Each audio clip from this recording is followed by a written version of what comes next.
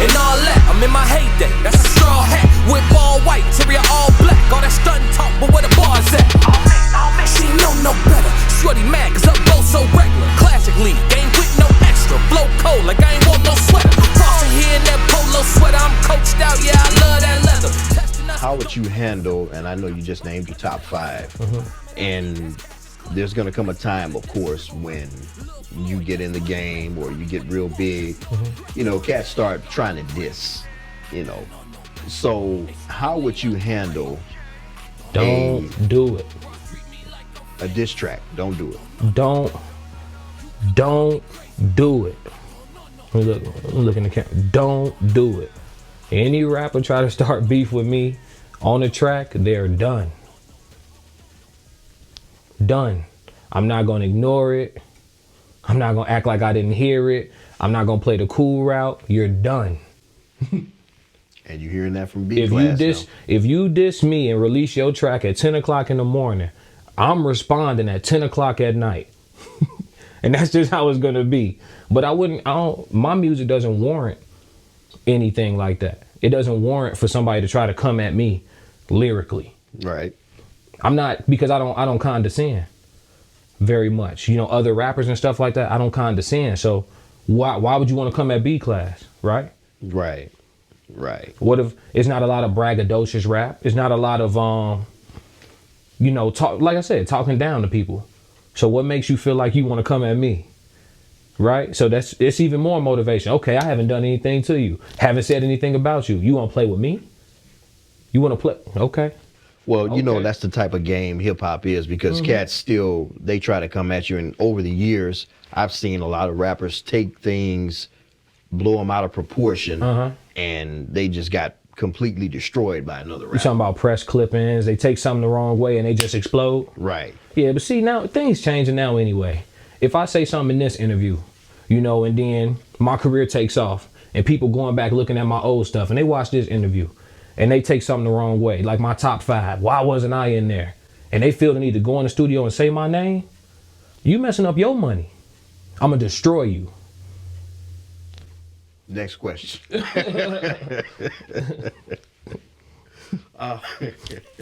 how it's gonna go. You hear that from B-Class, you're gonna get destroyed. So That's how it's gonna go. What do your parents think about your music? They love it. My dad, he's more supportive because he don't really listen to rap like that. My pops, he a little different. Like he listen to like Tears of Fears and like rock and roll, Peter Frampton and like, you know, Aerosmith. He a little different, and he doesn't listen to a whole lot of music anyway, but when he does, it's like rock, you know, and like soulful rock kind of, if that's even a genre. To me, it's soulful. Like Tears of Fears, I rock with them too.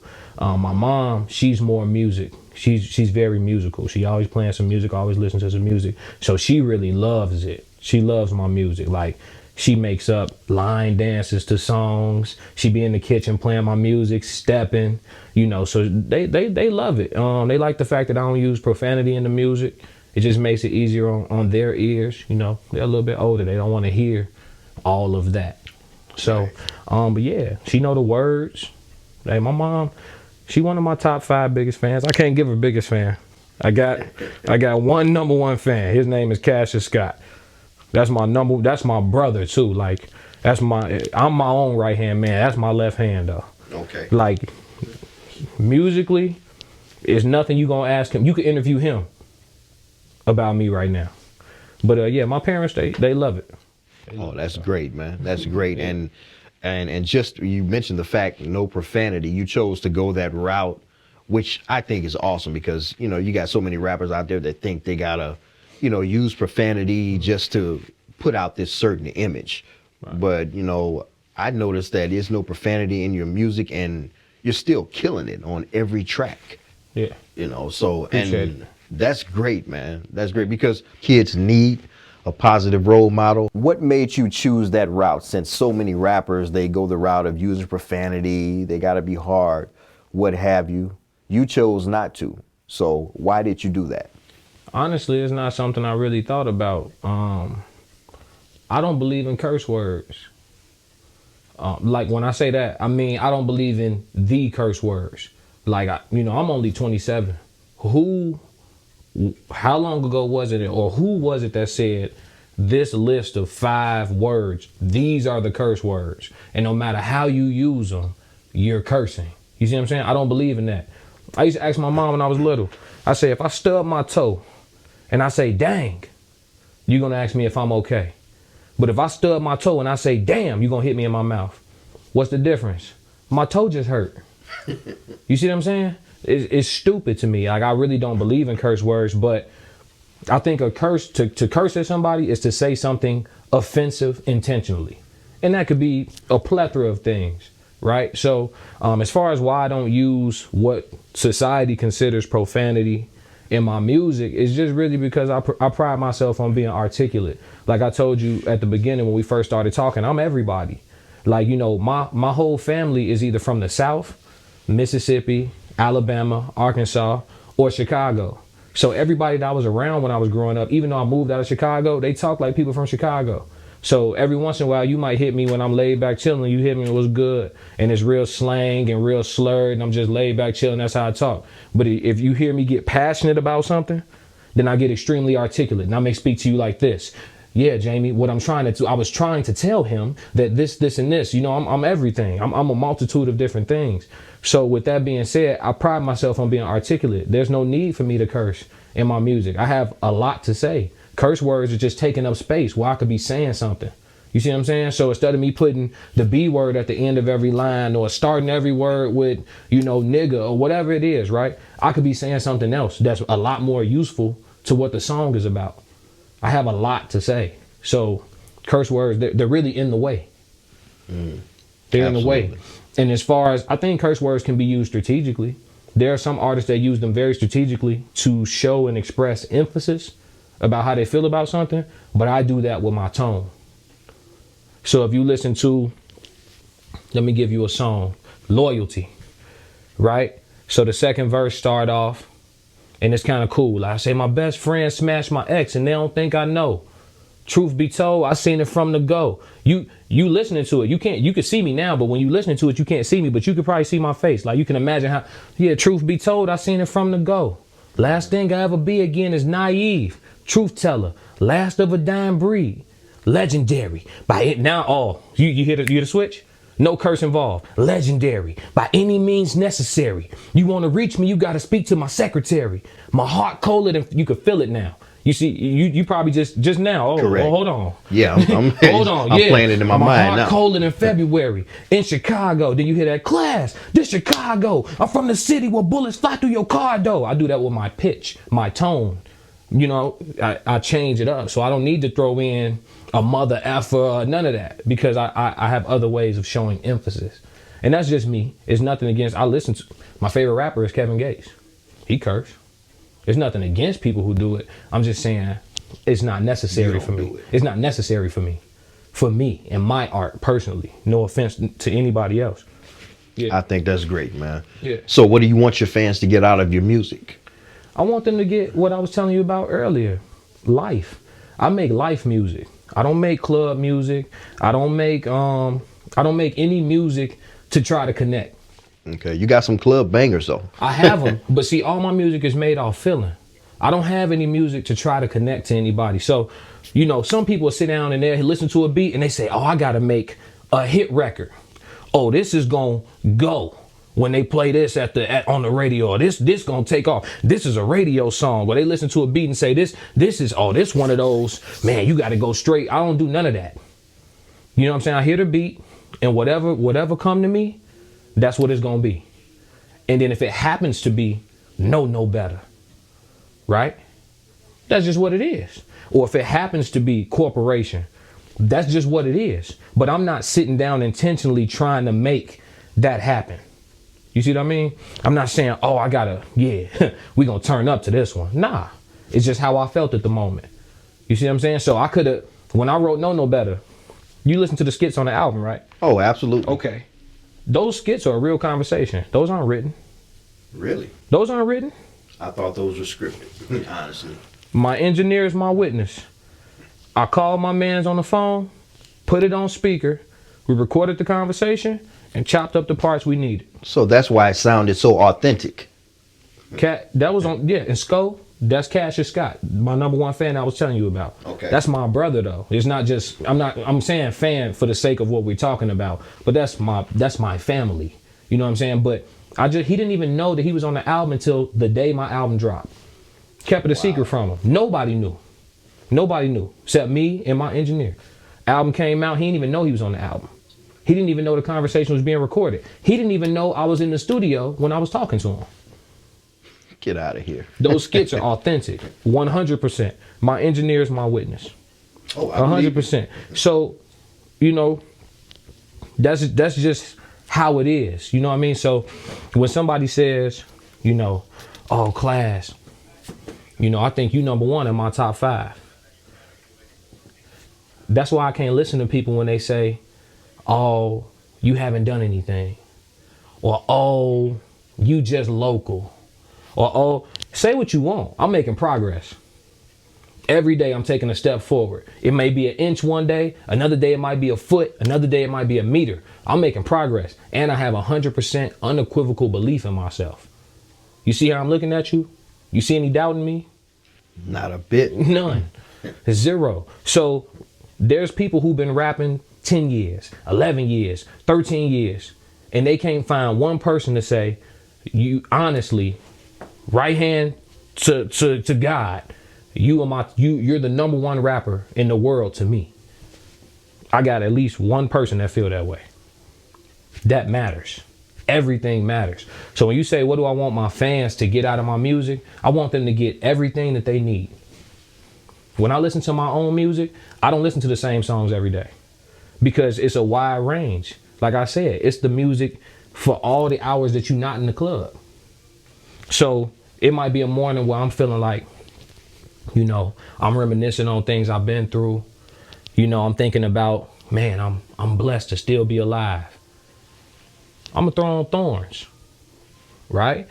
Or it might be a day where I'm all excitable, just got my check, I'm finna go, you know, buy some studio time and a pair of shoes. Dress code. Dress code, right? It's something for everything. Or I might just be real relaxed, chilling at the house, you know, giving my dog a massage. I'm gonna cut on Vegas and just chill because it's a laid back song. And I have something, so I want people to get whatever they need.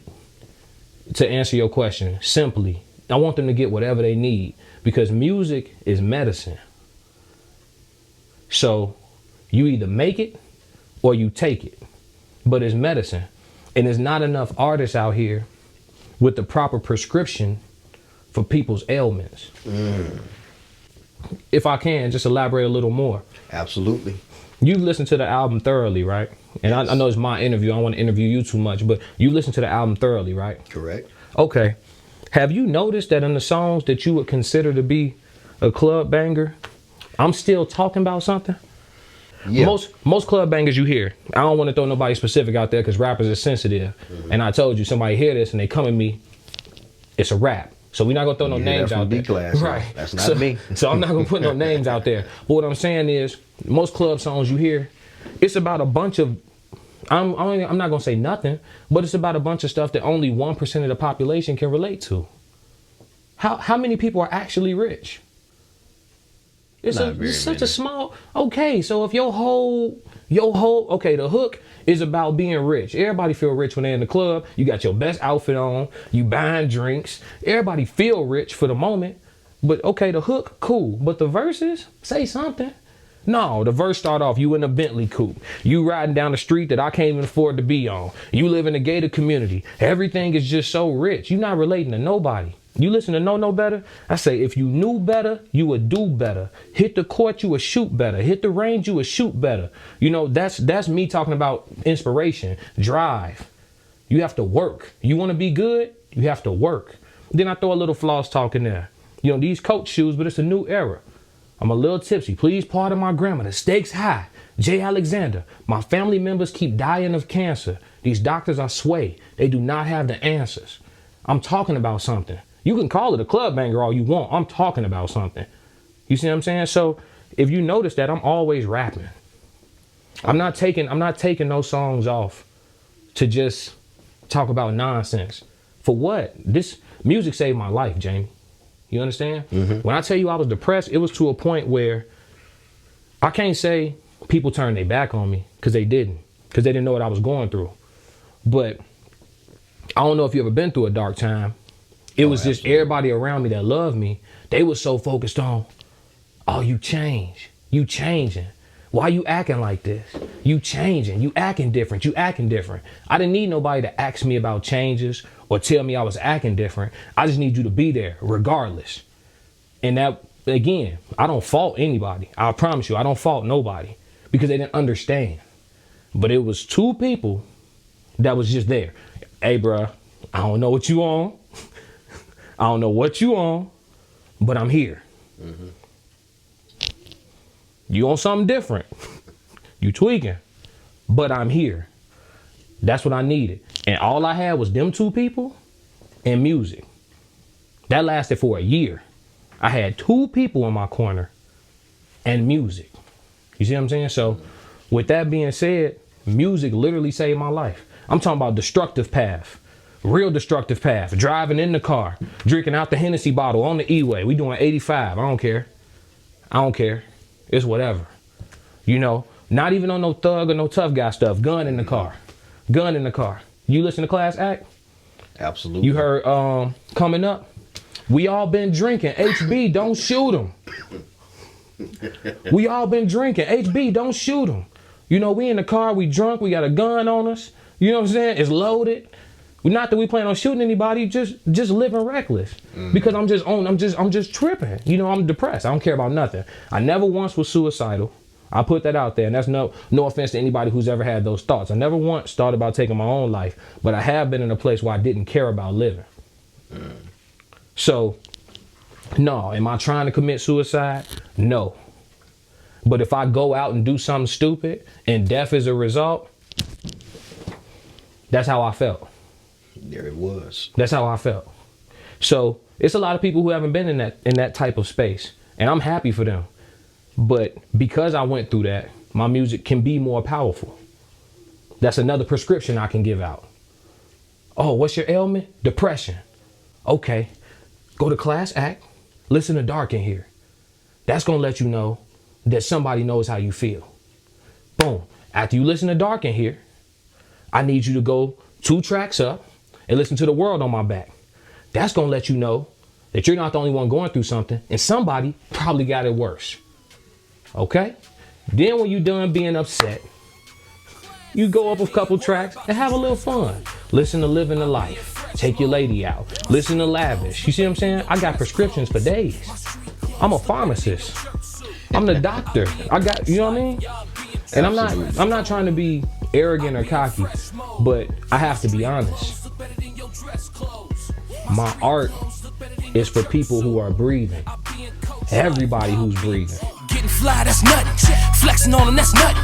Killing this without cussing. Finna change classic to my government. Got my girl and your girl. Boy, I don't respect your covenant. I swear to God, I don't want nothing unless it came through customs. You don't get fresh as hell like me. You ain't wavy as a whale like me. My cologne cost your car, no. You can't afford to smell like me. My feet ugly, my socks expensive. This coach life, so exquisite. I take your girlfriend and spine dips. It's a cold world, and I'm power tripping. Classic. Woo. Okay, now let's get started. Put up in the foreign frost, put up in the foreign bras. Jumped out the car, body's looking retarded. Body's looking ungodly. Body's looking retarded. Walked in, see some clowns with a sex going most of the tab. That mean I got a party. I don't get that. Only got 2 bottles, can I split that? It's like having a shooter with a gun so small when he busts it don't kick back. Coach all on my belt. Coach all on my clothes. It's coach all up in church. If you ain't flat, don't sit in my row, bro. There's a verse where you say, since I'm crucifying the greats, give me a crown of thorns. Now, only one man wore a crown of thorns. So it's, since they are crucifying the greats. So it's not me, but since they are crucifying the greats, give me a crown of thorns. All that is a metaphor. So a lot of people who revolutionized society or made big time changes, they all were murdered. Martin Luther King, murdered. Malcolm X, murdered. Jesus Christ. If y'all killing everybody that's making big time changes, I must be next. So give me the crown of thorns, because I'm about to change some stuff.